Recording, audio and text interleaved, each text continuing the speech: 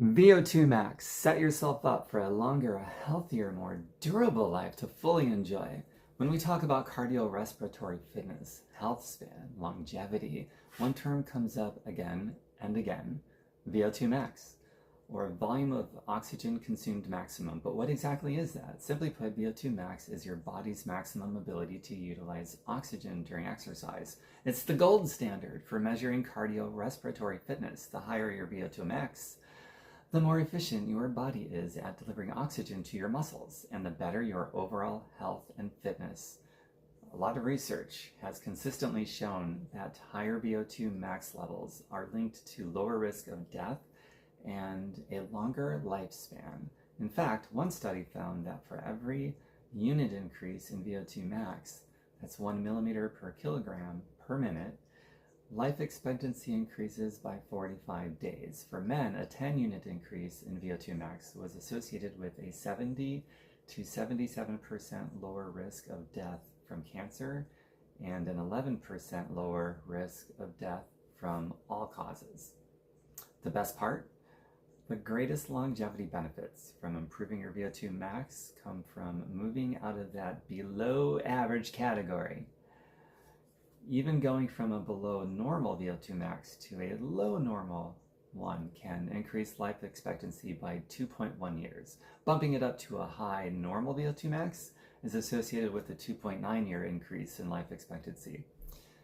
And reaching the upper limit of normal can add on almost 5 years to your life. So, how can you improve your Vo2 max and reap these incredible benefits? It all starts with moving out of that low fitness group. A shift that can add years to your life. Stunningly, people in the low fitness group face a 5-fold higher risk of death compared to elite performers. But here's the eye-opener. The risk of dying due to low fitness is similar or even greater than the risk associated with having heart disease, smoking, or diabetes. Being fitter is a game changer for your health, no matter your current level. And the best part, there's always room for improvement. So how can you take your Vo2 max to the next level? The answer lies in a variety of targeted training protocols. Different training protocols like Zone 2 training, high intensity interval training, commonly known as HIIT.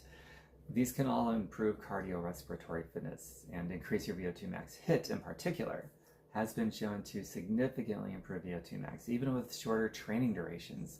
This is because HIIT recruits both aerobic and anaerobic energy systems and increases the intensity of the workout, resulting in greater cardiovascular stress and triggering those powerful adaptations.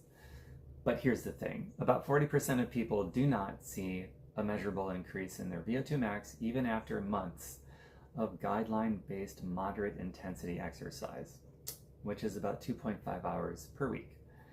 These non-responders only start to see improvements of Vo2 max when they incorporate more vigorous intensity exercise, like HIIT training, into their routine. This suggests that adding higher intensity exercise to your workout routine can help eliminate non-response and lead to greater benefits in your cardiorespiratory fitness.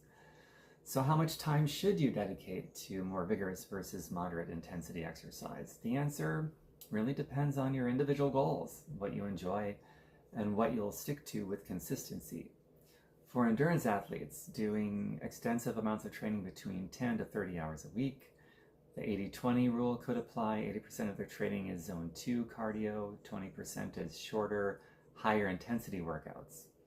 But this rule should not be applied to committed or casual exercisers doing under 10 hours a week. For them, at least half, and for the casual exercisers, more than half of their exercise time should be spent doing vigorous exercise to push limits and ensure adaptations.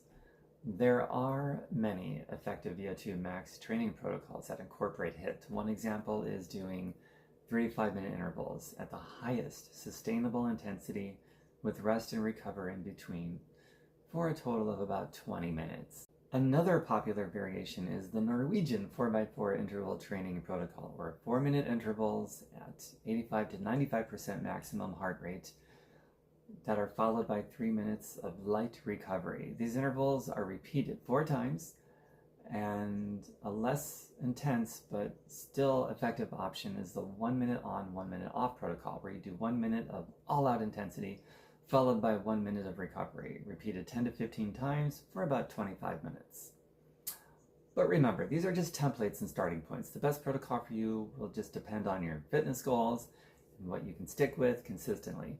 The key is to find a routine that challenges you, that you enjoy, that you'll do regularly. With consistency and intensity, you can improve your Vo2 Max, increase your cardiorespiratory fitness, and just set yourself up for a longer, healthier, more durable, possibly even a happier life. That's all, my pretties. If you've enjoyed this, it costs you nothing to subscribe, comment, share, like, and that actually helps me out a lot because it doesn't cost you anything. Got my website, orgasmicpathways.com.